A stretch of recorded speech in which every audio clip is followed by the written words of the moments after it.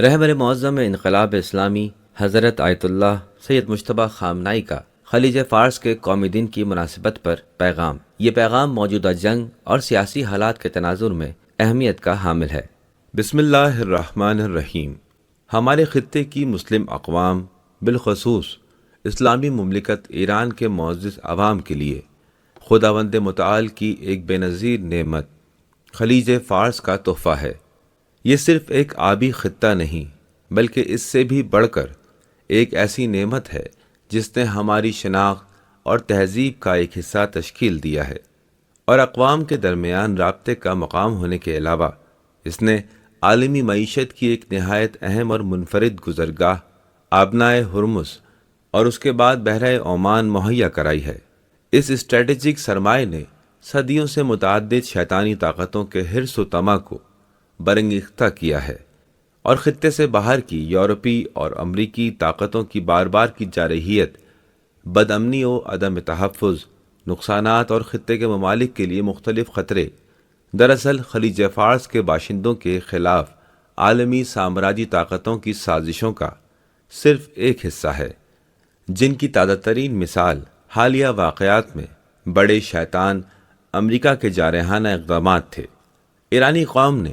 جس کے پاس خلیج فارس کا سب سے طویل ساحلی علاقہ ہے، اس کی آزادی اور بیرونی و جارح قوتوں سے مقابلے میں سب سے زیادہ کوششیں کی ہیں۔ آبنائے ہرمز سے پرتگالیوں کو باہر نکالنے اور اس کی آزادی سے لے کر، جس کی بنیاد پر 30 اپریل کو خلیج فارس کا قومی دن قرار دیا گیا ہے، ہالینڈ کی نو آبادیاتی طاقت کے خلاف جدوجہد اور برطانوی سامراج کے مقابلے میں مزاحمت کی داستانوں تک، تاہم اسلامی انقلاب ایران خلیج فارس کے خطے سے سامراجی طاقتوں کے ہاتھ کاٹنے میں ان تمام مزاحمتوں کا ایک فیصلہ کن موڑ ثابت ہوا، اور آج دنیا کے منہ زوروں کی سب سے بڑی لشکرکشی اور جارحیت کے 2 ماہ گزرنے اور اپنی سازش میں امریکہ کی انتہائی شرمناک شکست کے بعد خلیج فارس اور آبنائے ہرمز کے ایک نئے دور کی بنیاد رکھی جا رہی ہے۔ خلیج فارس کے خطے کی قومیں، جو طویل عرصے سے منہ زور طاقتوں کے مقابلے میں اپنے حکمرانوں کی خاموشی اور ذلت آمیز رویے کی عادی بن چکی تھیں، گزشتہ 60 دنوں میں اغیار کی تسلط کے انکار میں جنوبی ایران کے عوام اور نوجوانوں کی غیرت اور بہادری اور عزیز ایران کی بحری افواج کی ہمت، ہوشیاری اور مجاہدانہ کارکردگی کے جلوے اپنی آنکھوں سے دیکھ چکی ہیں۔ آج خدائے بزرگ و برتر کے فضل و کرم اور تیسری مسلط کردہ جنگ کے مظلوم شہداء، بالخصوص اسلامی انقلاب کے عظیم اور دور اندیش رہبر اعلیٰ علی اللہ مقامہ الشریف کے خون کی برکت سے نہ صرف عالمی رائے عامہ اور خطے کی اقوام، بلکہ خود حکمرانوں اور ملکی سربراہوں پر بھی یہ بات ثابت ہو چکی ہے کہ خلیج فارس کے علاقوں میں امریکی اغیار کی موجودگی اور یہاں ان کا اپنے لیے بل اور گھونسلہ بنانا خطے میں بدامنی اور عدم تحفظ کا سب سے بڑا سبب ہے، اور ان کے کھوکھلے اڈے خود اپنی حفاظت کی ہی صلاحیت نہیں رکھتے تو خطے کے امریکہ پرستوں اور اس کے پھٹوؤں کو امریکہ کی جانب سے تحفظ فراہم کرنے کی کیا امید رکھی جا سکتی ہے؟ اللہ تعالیٰ کی مدد اور نصرت سے خلیج فارس کے خطے کا روشن مستقبل ایسا ہوگا جو امریکہ سے عاری اور اپنی اقوام کی ترقی و پیش رفت، سکون اور خوشحالی کے لیے ہوگا۔ خلیج فارس کے اس آبی خطے میں اپنے ہمسایہ ممالک کے ساتھ ہمارا مشترکہ مستقبل ہے، اور ان اغیار کے لیے جو ہزاروں کلومیٹر دور سے حرص و طمع کے ساتھ یہاں شیطانی حرکتیں کرتے ہیں۔ خلیج فارس کے پانیوں کی گہرائی میں غرق ہونے کے علاوہ کوئی اور جگہ نہیں ہے۔ کامیابیوں کا یہ سلسلہ جو خداوند متعال کے فضل و کرم،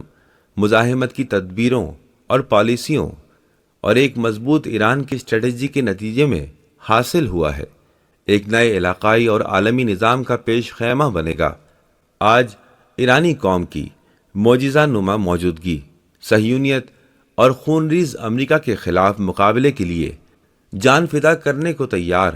کروڑوں ایرانیوں تک ہی محدود نہیں رہی، بلکہ دنیا بھر میں پھیلی امت مسلمہ کی صفوں میں شامل ہو کر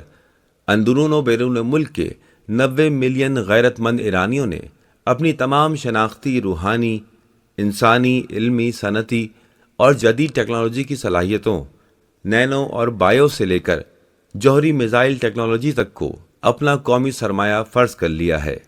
اور وہ ان سب کی حفاظت ایسے کریں گے جیسے اپنے زمینی، بحری اور فضائی حدود کی حفاظت کرتے ہیں۔ اسلامی مملکت ایران آبنائے ہرمز کی مینجمنٹ کی نعمت کا عملی شکر ادا کرتے ہوئے خلیج فارس کے خطے کو محفوظ بنائے گا اور اس آبی راستے سے ناجائز فائدہ اٹھانے کے دشمنوں کے راستے بند کر دے گا۔ آبنائے ہرمز کے نئے قانونی قواعد اور انتظامی نظام خطے کی تمام اقوام کے فائدے کے لیے امن، آسائش اور ترقی کا سبب بنیں گے، اور اس کے اقتصادی فوائد عوام کے دلوں کو خوش کریں گے انشاءاللہ، چاہے کافروں کو ناگوار ہی کیوں نہ گزرے۔ سید مجتبیٰ حسینی خامنائی، 30 اپریل 2026۔